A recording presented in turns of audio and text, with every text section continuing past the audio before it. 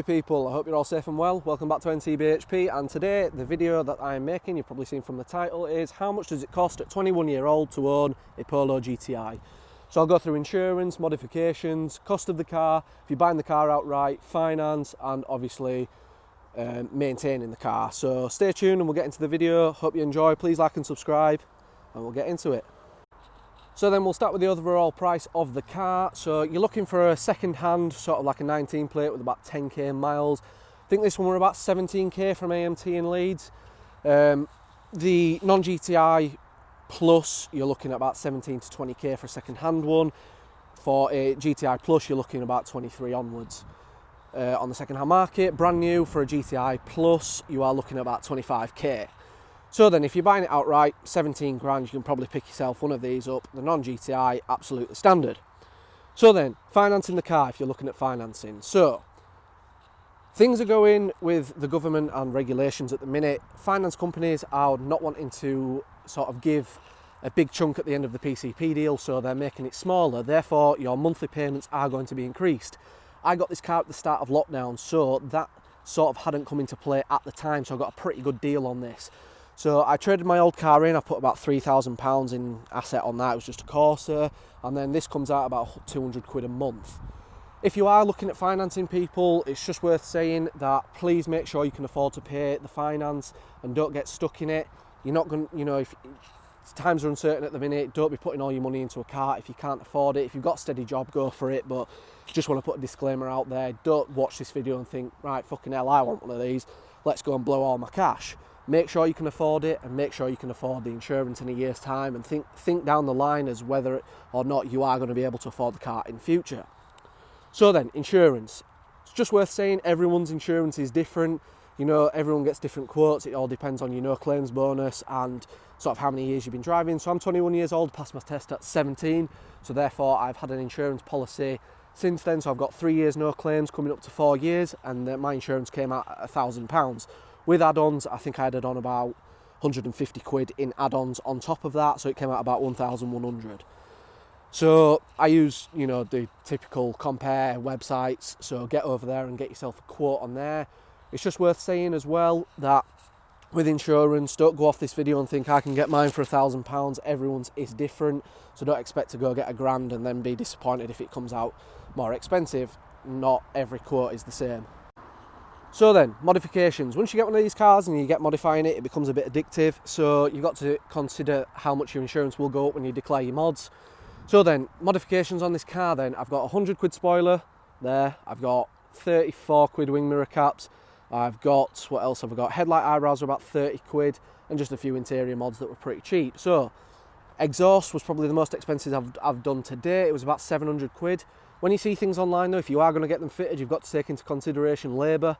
People don't fit these things for free, unfortunately, so you take the price and then add on whatever the labour they're charging, and VAT on top of that. It's usually included, but it's something to take into consideration when modifying your car, because it can become addictive and a bit, you know, expensive. If you think about it, I paid 700 quid that month for the exhaust, 720 odd quid, and 200 quid for the finance deal. It starts to become pretty expensive, you know, it's 900 quid in a month. Please just be wary, people. If you can afford to do it, please do, but if not, don't bother. You know, it's a hell of a lot of money to put into a car at such a young age. A lot of people are wanting to get into nice cars at younger ages now, especially with the way things are going, with the new announcement that things are going to go electric from the future.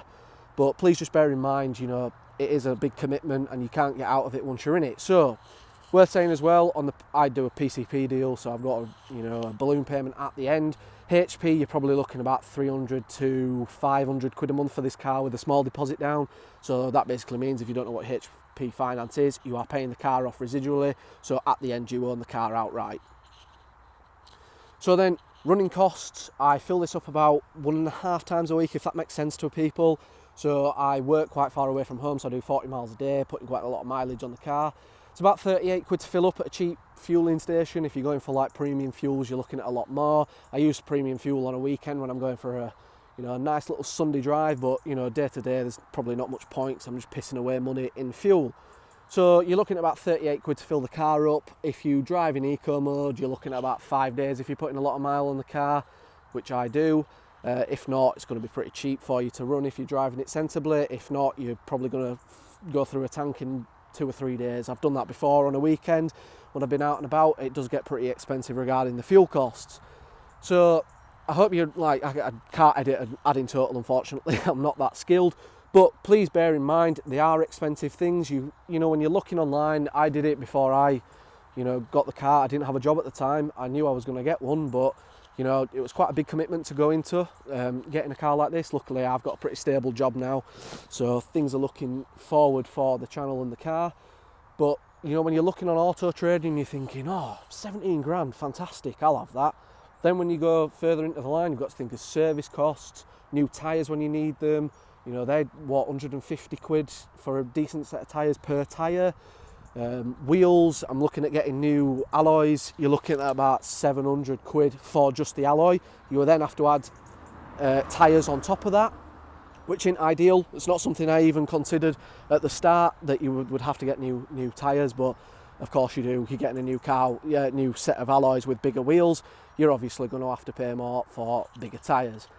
So realistically, this is a fantastic daily if you can afford to run it, but end of the day, you have got to have the money to run it. The reason I've titled this video as a 21-year-old is, obviously, if you are older and sort of looking at 30-year-old, it is going to be a lot cheaper for you to get insurance, and if your credit score is a lot better, you're going to get cheaper finance deals, vice versa. So as a 21-year-old, it can get quite expensive. Every deal's different. Please don't look at this video and then go on Auto Trader or whatnot and then look into insurance and be pretty, a bit pissed off that you can't get the same. Everything's different, especially with coronavirus at the minute, and the way things are looking, things are only going to go up in price, aren't they, not go down. So don't be pissed off if you're going to go and look for something of this calibre and not get it for the same price that I have. It is pretty annoying when you're watching YouTubers online, and a lot of them, the bigger ones, are like, yeah, I've got a Ferrari for 500 quid a month. Yes, but you're on sponsored deals and stuff. It's quite annoying when you go to actually realistically look and it's not the same. So then, I really hope you've enjoyed the video. I hope it's given you an insight to how much it costs to own a Polo GTI at such a young age of 21.